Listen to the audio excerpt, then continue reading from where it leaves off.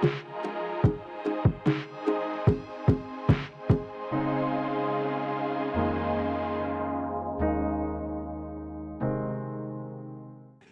qué no toma un momento y da una bienvenida a todos los que nos están acompañando en línea? Denles un aplauso, dígales gracias por estar con nosotros durante esta transmisión, y gracias a ustedes también en línea que oraron esa misma oración. La verdad es que sin nuestro equipo no pudiéramos lograr todo lo que Dios está haciendo aquí en Vital. Yo en lo personal dependo mucho de nuestro equipo. Mi esposa es una increíble administradora, tiene un don de Dios para organizar y crear sistemas y también inculcarnos cultura y todo ello. Y bueno, sin ella no podía yo hacer lo que hacemos, sin el resto del equipo, los pastores de la Cruz, los pastores Nay, los pastores Rocha, los pastores Abraham y Michelle, que están ahorita terminando su reunión allá en Hueslaco. No solamente los admiro, dependo mucho de todos ellos, porque lo que nos hace un tremendo equipo es que ellos son fuertes en todas las áreas donde yo soy débil. Entonces hay que saber complementarnos, amén, y rodearnos de personas que nos van a fortalecer. El día de hoy, antes de entrar en la palabra del Señor, quiero hacer mención de la familia Ortiz. Nuestro hermano Josué Eduardo Ortiz partió para estar en la presencia del Señor este pasado jueves, creo que fue, o el miércoles, el miércoles. Hemos estado orando por la familia. Fue algo inesperado, su enfermedad y su decadencia tan rápida físicamente, pero sabemos que hoy está más vivo que nunca, está en la presencia del Señor. Y bueno, el deseo de nuestro hermano, acababa de venir a la conferencia Visión y dijo: yo quiero servir, ese es mi anhelo. Él había dicho durante su hospitalización que al salir, el primer lugar que él quería visitar era la iglesia. Y bueno, ahorita él está teniendo un culto mucho mejor que el nuestro. Él tiene un coro angelical, está en la misma presencia del Señor. Yo predico de Jesús, él lo está viendo cara a cara.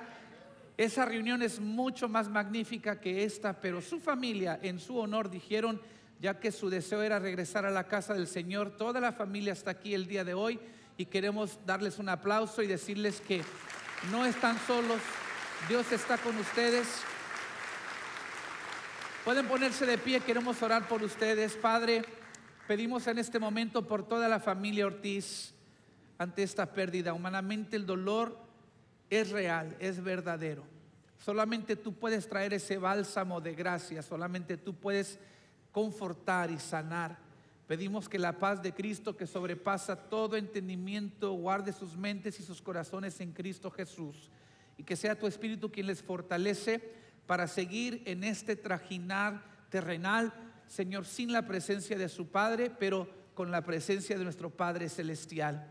Que ese legado que Él dejó, que esos valores, esas lecciones, esos ejemplos que Él dejó, ese carácter fuerte y audaz para proseguir hacia adelante y conquistar las metas, siga en ellos, Señor, para que ellos vean tu gloria. En el nombre de Cristo Jesús bendecimos sus vidas. Abrázalos, Señor, con tu presencia, es nuestra petición. Y de antemano te damos gracias porque confiamos que así será. Amén y amén. Gracias, familia Ortiz, les amamos. Un abrazo para cada uno de ustedes. Bien, el día de hoy empezamos una nueva serie de mensajes. De aquí hasta la semana antes de Acción de Gracias vamos a estar hablando de uno de mis personajes favoritos en toda la Escritura, y estoy refiriéndome a José el soñador. Su historia corre desde el capítulo 37 de Génesis hasta el capítulo 50, y vamos a desglosar y vamos a aprender tanto de este personaje y de su historia. Es la historia de un hombre común, un hombre ordinario que enfrentó una multitud de presiones y pruebas extraordinarias, cualquiera de las cuales podría haberlo hecho perder la esperanza y alejarse de Dios. Pero en cambio se le recuerda como un soñador, cuya tenaz fe le consiguió grandes honores y logros.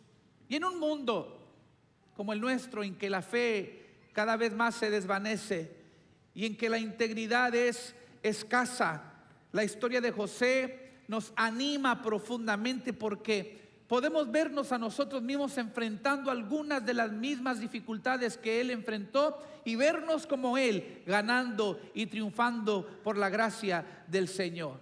Y quiero comenzar en este primer mensaje haciendo una pregunta. ¿Cómo cambiaría tu perspectiva de la vida si realmente creyeras que Dios está contigo en cada situación? Nuevamente, ¿cómo cambiaría tu perspectiva si realmente creyeras que Dios está contigo en cada situación? Estoy hablando de esa discapacidad con la que naciste. Estoy hablando de ese divorcio que atravesaste, o esa promoción donde te pasaron por alto, o esas injusticias que has sufrido en manos de otros. ¿Cómo cambiaría tu perspectiva si verdaderamente creyeras que en todo eso que es negativo, Dios está en ello, y que Dios tiene un plan, y que aunque duele y aunque no lo entiendas, Dios está en ello? Y hago esta pregunta porque esa es la pregunta que nos expone la vida de José. No hay persona en las Escrituras que ilustre mejor la idea de los desvíos en relación con tu destino que José.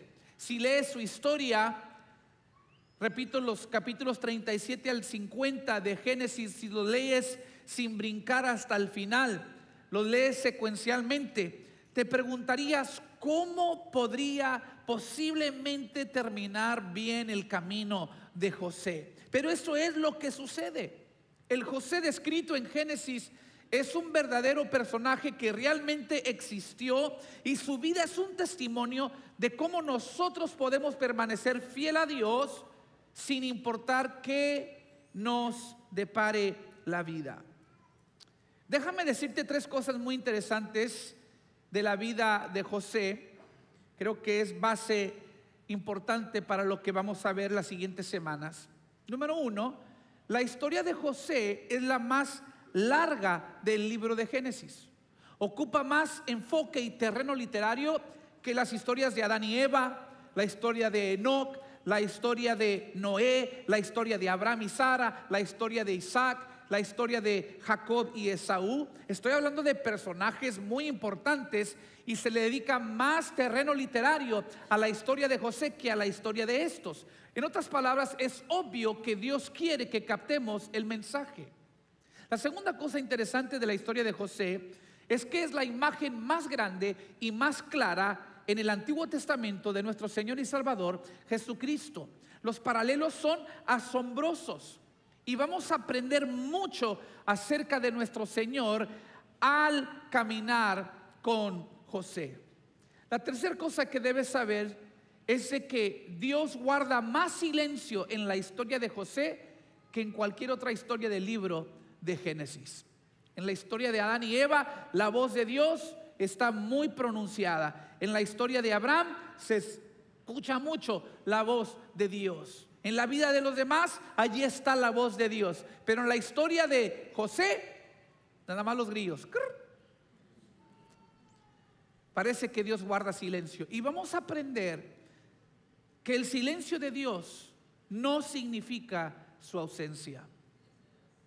Quiero que vayas conmigo a Génesis 37, versículos 3 al 5. Dice: Jacob amaba a José más que a sus otros hijos, porque le había nacido en su vejez. Por eso un día Jacob mandó a hacer un regalo especial para José, una hermosa túnica. Otras versiones nos dicen que era una túnica de muchos colores. Pero sus hermanos lo odiaban porque su padre lo amaba más que a ellos. No dirigían ni una sola palabra amable hacia José. Una noche José tuvo un sueño. ¿Qué tuvo? Y cuando se lo contó a sus hermanos, lo odiaron más que nunca. Me impacta mucho que José todavía tenía la capacidad de soñar al considerar su crianza. La vamos a ver. He titulado este mensaje: La promesa de Dios es más grande que tu pasado. La promesa de Dios es más grande que tu pasado. Dile a la persona que está a tu lado: no importa lo que hayas vivido, no importa lo que hayas pasado, no importa cuál sea la desventaja, la promesa de Dios es más grande que tu pasado. José nos da una esperanza. Yo creo que ninguno de nosotros tuvimos una crianza tan difícil como la de José. José creció en un hogar altamente disfuncional.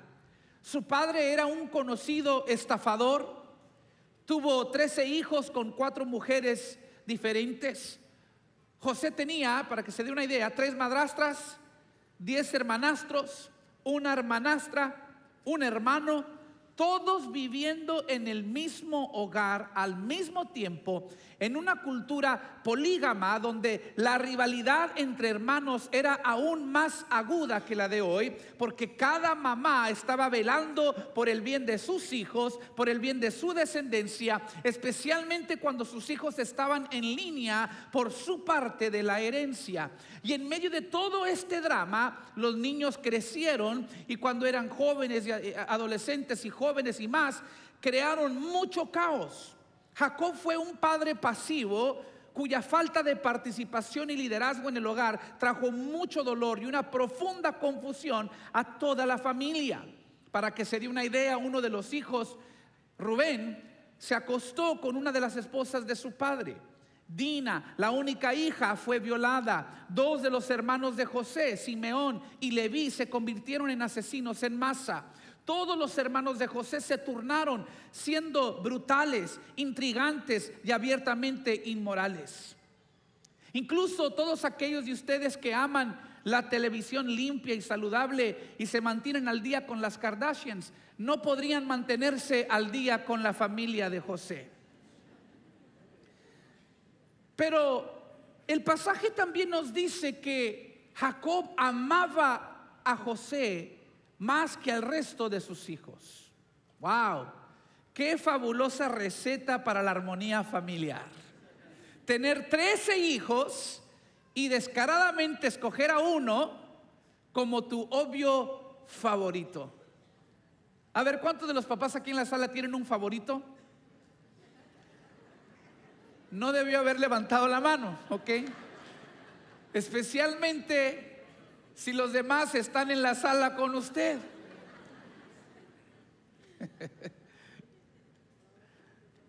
Recuerdo que poco después de que mamá falleciera, estábamos yo y mis 3 hermanos y mi hermana, somos 5 en total, recordándola, contándonos historias, y nos dimos cuenta que en las historias que contábamos, en algún momento u otro, todos dijimos: es que yo era el favorito de mamá. Nos dimos cuenta que mamá era tan increíble y nos amaba tanto y tenía una gracia tan especial con nosotros, que a todos los 5 nos había convencido que cada uno éramos el favorito.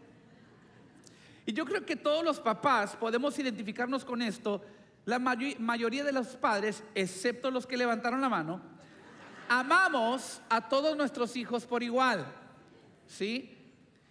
Pero donde se confunde la gente y el favoritismo entra y todo eso, es de que los amamos igual, pero no necesariamente los tratamos igual. ¿Por qué no los tratamos igual? Porque no son iguales. Los tratamos a cada uno de acuerdo a sus respectivas pasiones, personalidades y comportamiento. Y los 3 versículos que acabamos de leer en relación a José a sus 17 años nos dicen mucho del carácter y de la personalidad placentera de José. Porque si lo pienso un poquito, hay que leer entre las líneas. Por ejemplo, tú no te conviertes en el favorito de tu padre si eres un niño enojón, irrespetuoso, inmoral y desagradable. No te conviertes en el favorito si lo que a ti te alimenta es la amargura, la venganza y el orgullo. No te pones una túnica llamativa, multicolor, tan diferente a la vestimenta de los demás si eres un recluso, cohibido e inexpresivo. No eres un soñador si te abruma la derrota y la desilusión. Entonces hay que preguntarnos: ¿cómo pudo José superar el dolor y las desventajas que le dejaron su pasado?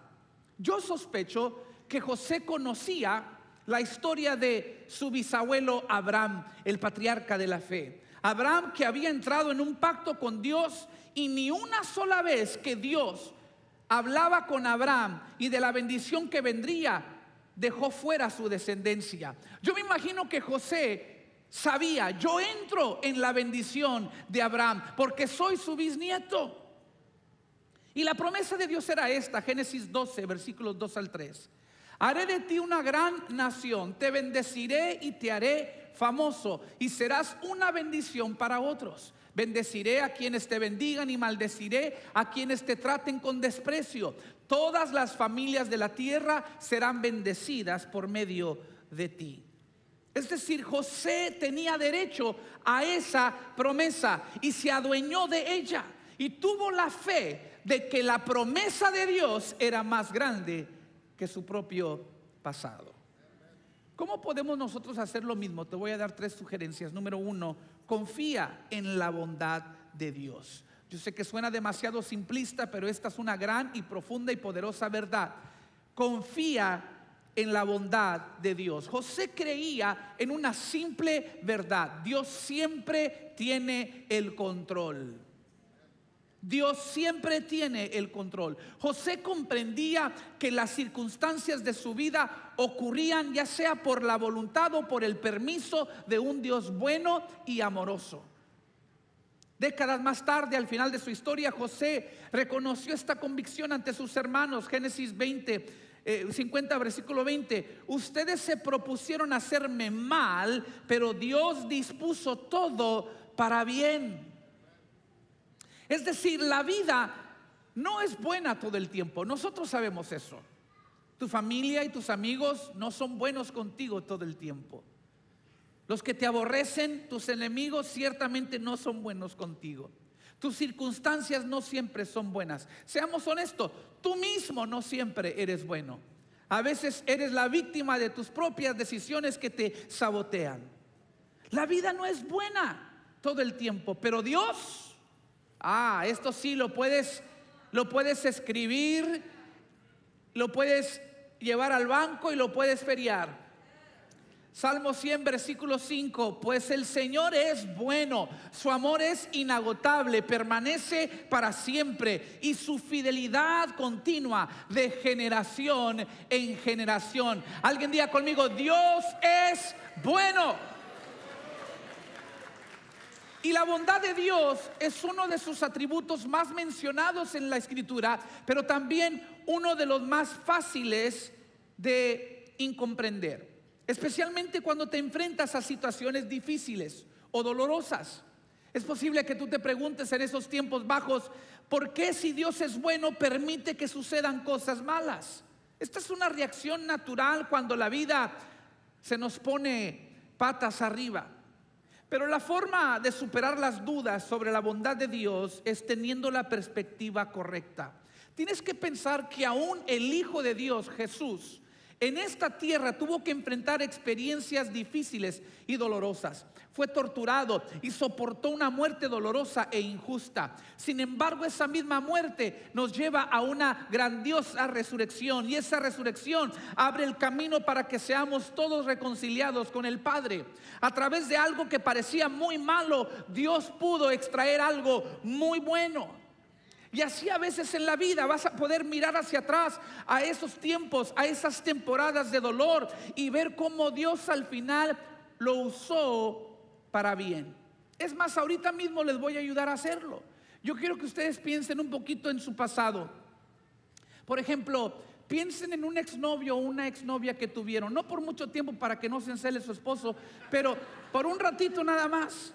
Quizás usted tenía 17, quizás tenía 18, 19 años de edad, y cuando rompió esa relación, usted pensaba que era el fin del mundo, y lo lloró o la lloró días, semanas, se deprimió, dejó de comer, ya no se peinaba, ¿sí? Toda chancluda se levantaba. O sea, usted dijo: no, ya no hay futuro para mí en la vida, ya nadie me va a amar, ya nadie me va a querer. Y ahora lo ve todo viejo, panzón, en la cárcel. O varones, ustedes ven que la que los dejó a ustedes ahora golpea al marido. ¿Y qué dice? Gracias, Señor. Gracias, Padre, que no salí con la mía. Gracias por ese dolor que en el momento yo no lo entendía. En ese momento yo lo lloraba, la lloraba, pero no podía ver que tú tenías un plan mejor para mí. Es más, si no hubiera sido por esa ruptura de relación, usted no estaría con el amor de su vida que está ahí a su lado. Yo estoy profetizando, aunque no sea cierto. Usted diga amén. Usted diga amén y diga: lo recibo en el nombre de Jesús. ¿Sí?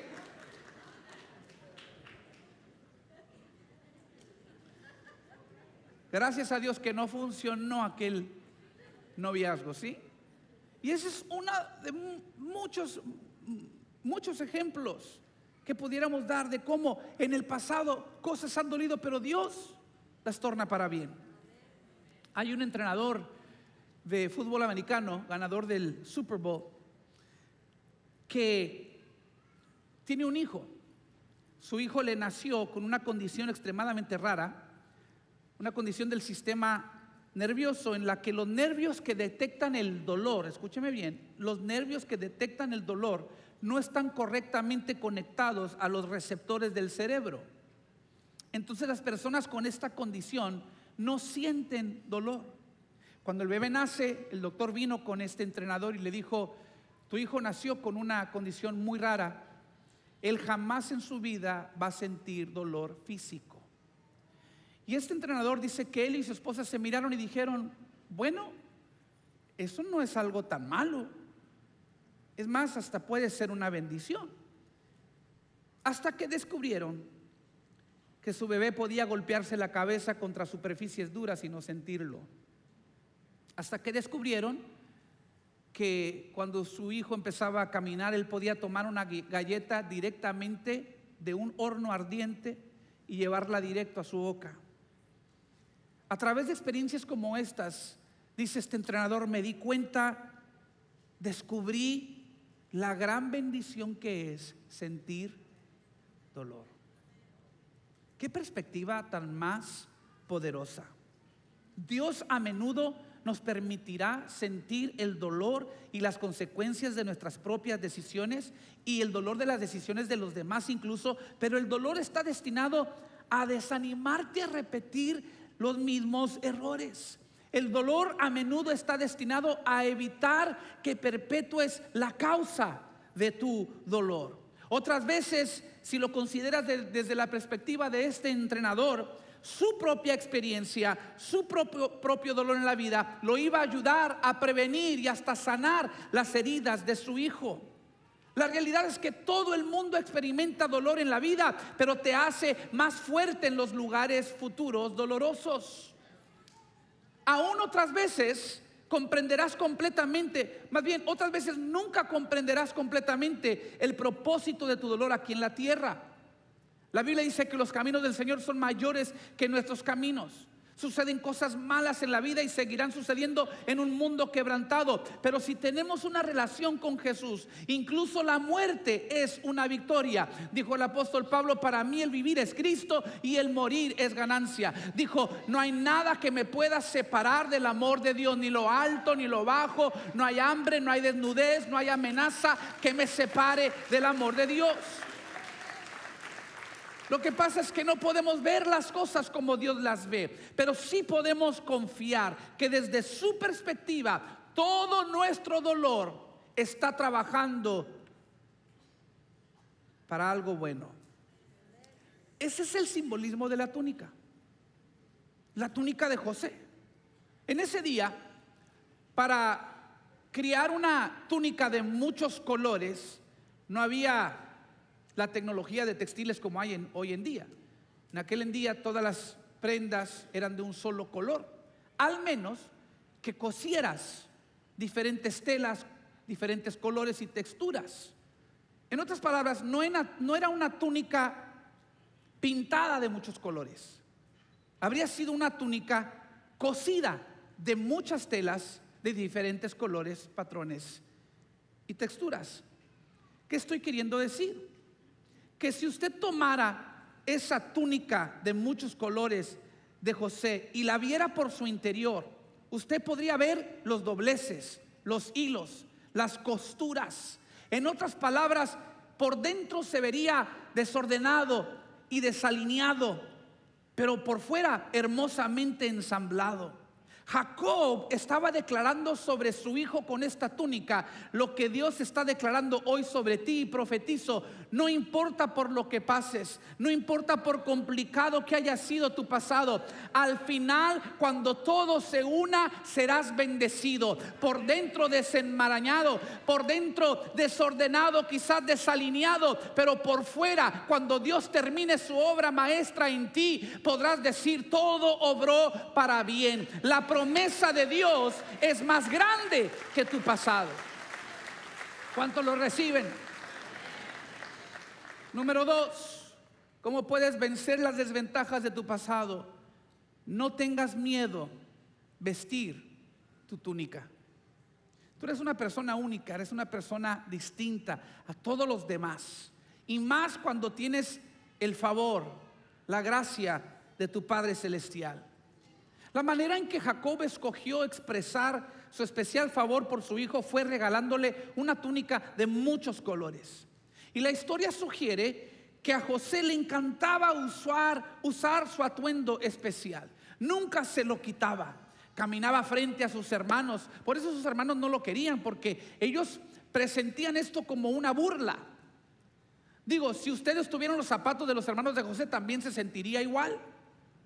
Porque la túnica de José denotaba favor, denotaba una posición especial distinta a los demás hermanos. No era una túnica que uno se llevaba a trabajar. El pueblo era un pueblo agrícola. Entonces, vestir una túnica como la de José era como ponerse corbata y traje para ir a la labor. Quiere decir que el que andaba vestido de corbata y traje no iba a trabajar, si acaso iba a supervisar. Y siendo uno de los menores, el penúltimo en la familia, José allí viendo a sus hermanos trabajar: hey, te faltó una esquina, hey, escárbale un poquito más, mientras está en su TikTok allí el muchacho. Pero me hace tan orgulloso José, como si le importara, pero me hace tan orgulloso José de que él no tuvo temor de vestir su túnica, de decir: soy quien soy, le guste a quien le guste.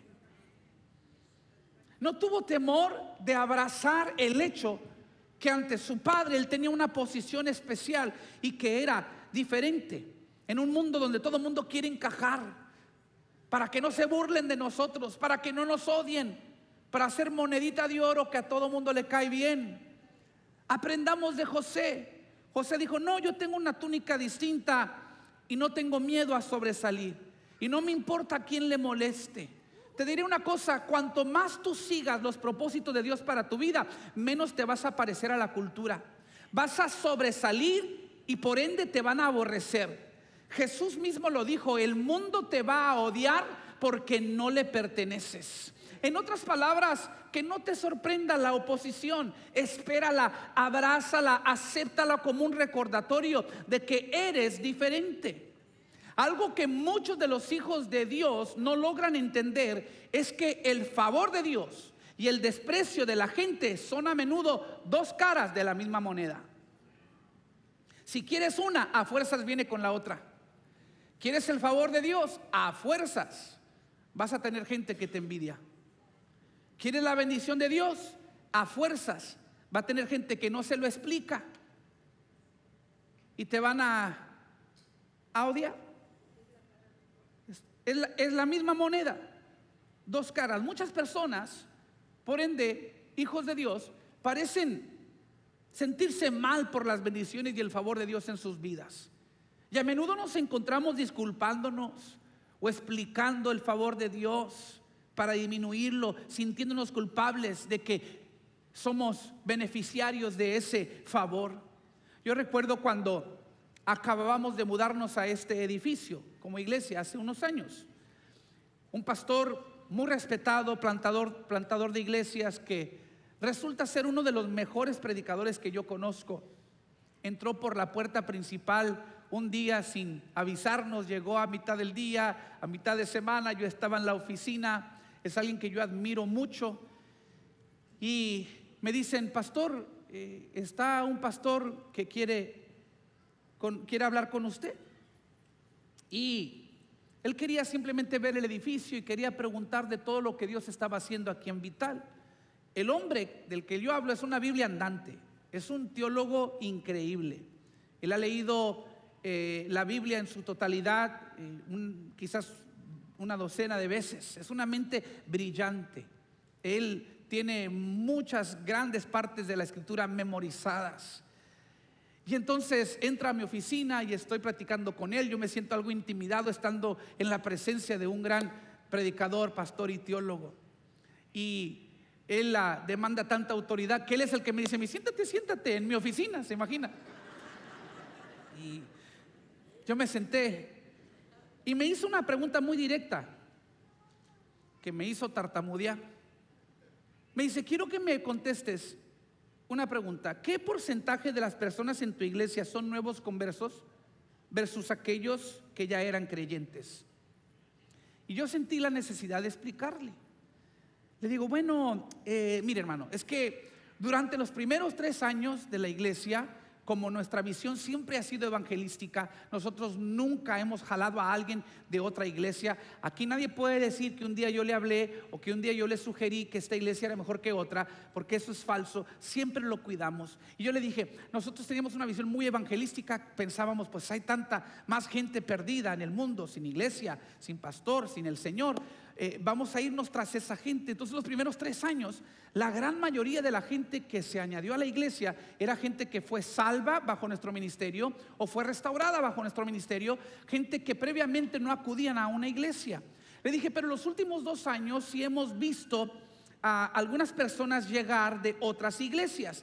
No por culpa nuestra, nosotros nunca influimos en esas cosas, pero han llegado porque hubo una división en su iglesia o problemas o fallas morales en el liderazgo. Otros porque simplemente estaban buscando un buen programa de niños, un buen programa de jóvenes.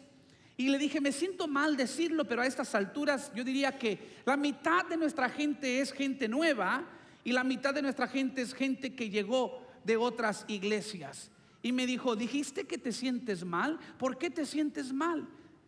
Y yo le dije: bueno, porque yo no quiero ser ese pastor que todo el mundo critica y que todo el mundo acusa de ser de ser un pastor que saca gente de otras iglesias. Una vez me dijo un pastor así bromeando, pero me la aventó. Dijo: oye, ¿cuál es tu correo electrónico? chalimartinez@ovejas.com. ¿Sí? Y le dije yo: oye, le dije al hermano, a este que estaba en mi oficina, le dije: yo no quiero ser ese pastor, porque simplemente eso es lo más lejos de la verdad. Y se enderezó en su silla, me miró con los ojos muy abiertos. Yo me puse nervioso, levantó su dedo, me lo puso en la cara y me dijo: deja de disculparte por el favor de Dios sobre tu vida y tu ministerio. Párale. Así me dijo. Y les dije que es una Biblia andante y me dijo: ¿sabes una cosa? Lo que está pasando en Vital es bíblico. Que se venga gente de otros lados es bíblico. Yo dije: ¿cómo que es bíblico? Dijo: sí, miran, 2 de Crónicas capítulo 15 está la historia del reino del pueblo de Dios. Se habían dividido en 2 reinos, estaba Judá y estaba Israel, pero ambos habían caído en la idolatría. Entonces estaban viviendo vidas de mucha adversidad. Pero de repente en Judá surgió un nuevo rey que destruyó los ídolos, reparó el altar del Señor y convocó al pueblo a regresar a Dios.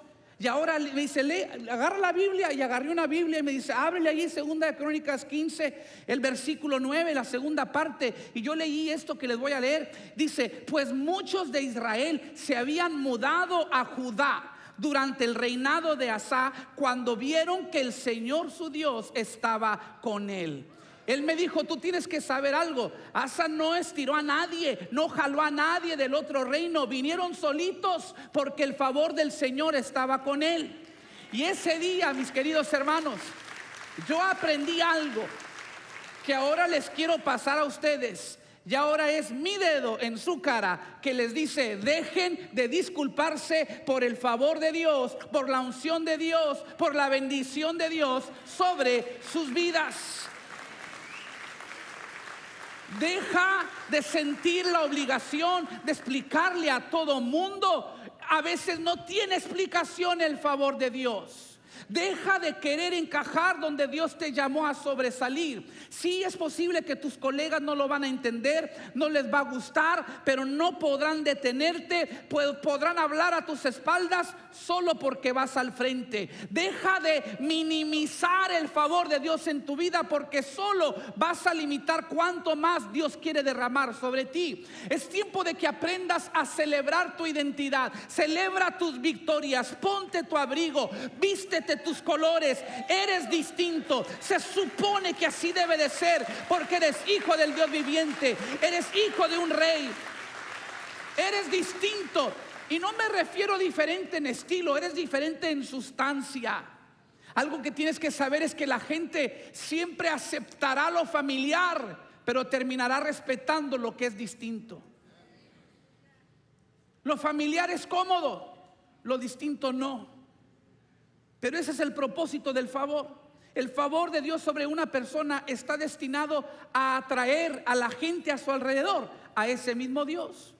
Hay un refrán que dice que empiezan criticándote y terminan imitándote. Porque el favor de Dios es así. Produce en otros hambre por lo que tú tienes.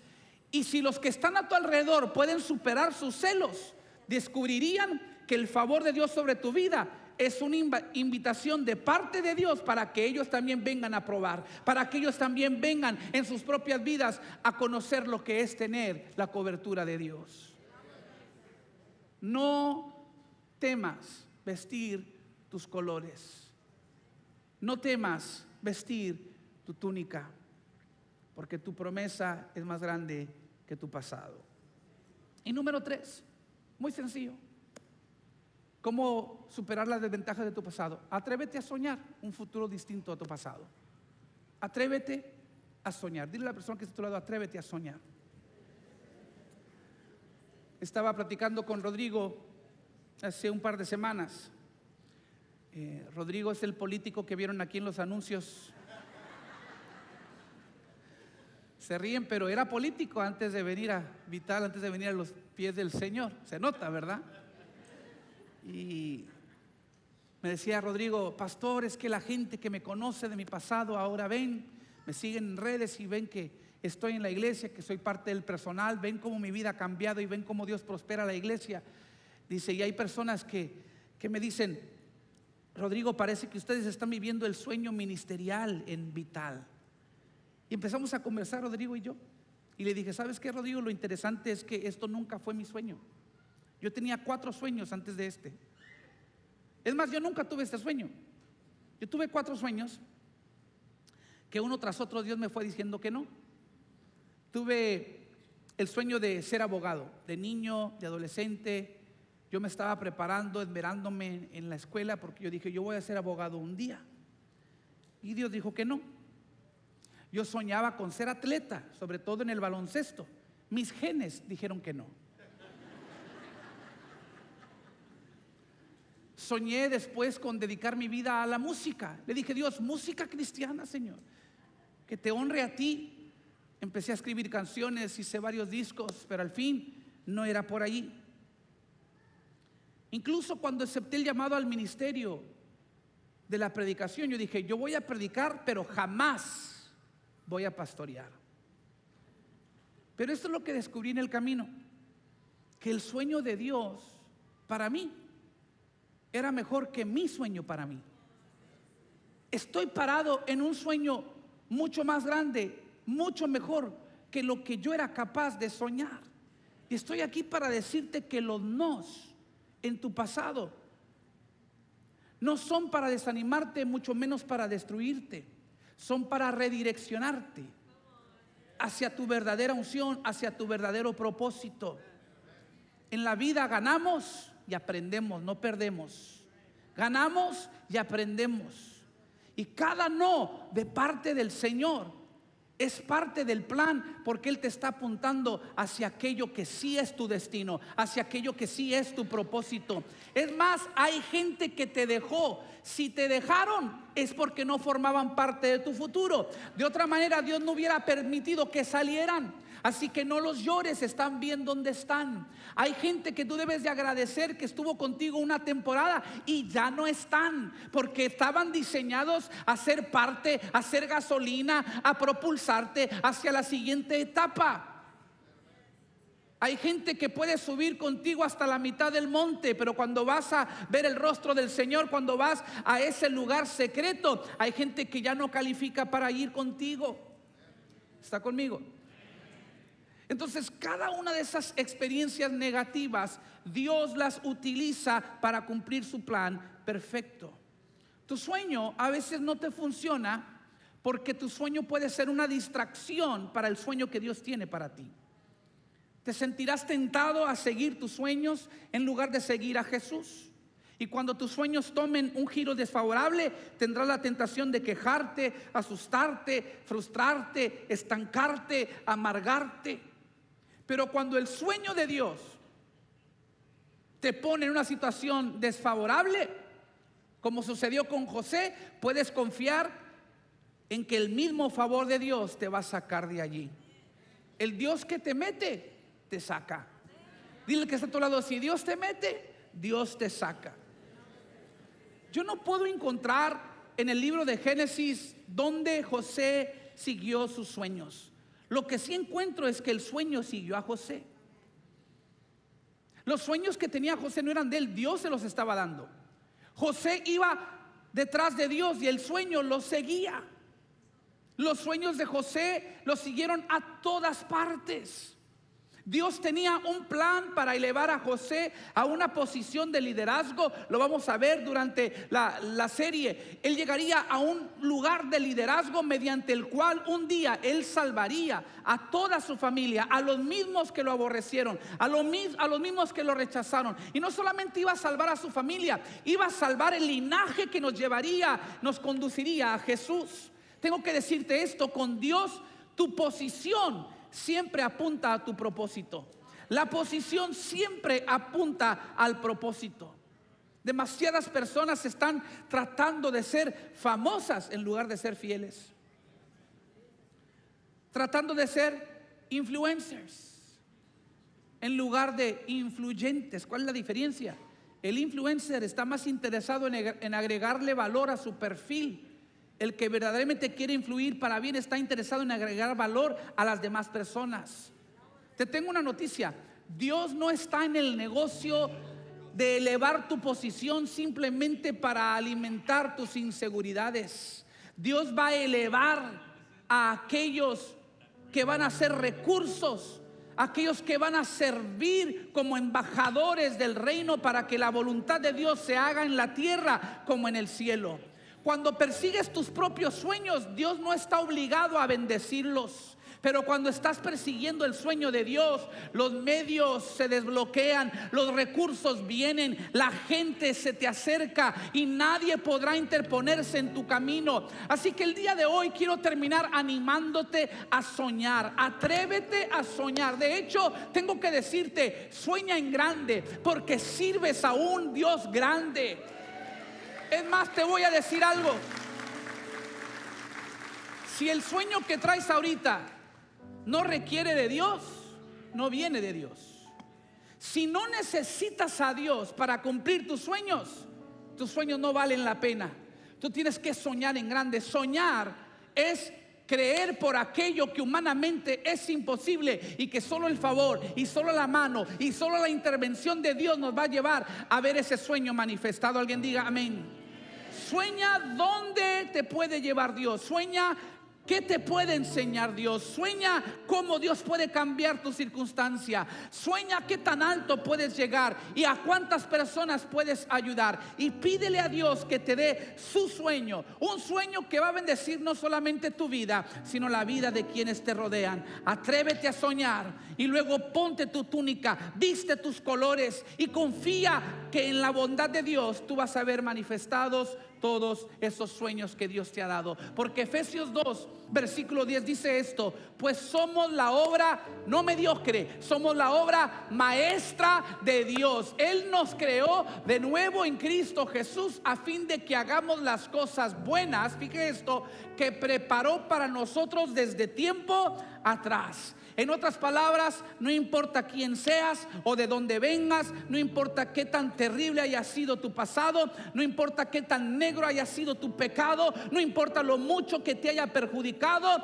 en Cristo todas las cosas son hechas nuevas y su promesa es más grande que tu pasado. Si lo crees, dale 20 segundos de tu mejor alabanza y exaltación al Rey que vive y reina para siempre. Aleluya. Y todo lo que viene del enemigo, Dios lo torna para bien. Si lo crees, ponte de pie y vamos a cantarlo, vamos a declararlo. Todo lo que viene del enemigo, Dios lo torna para bien.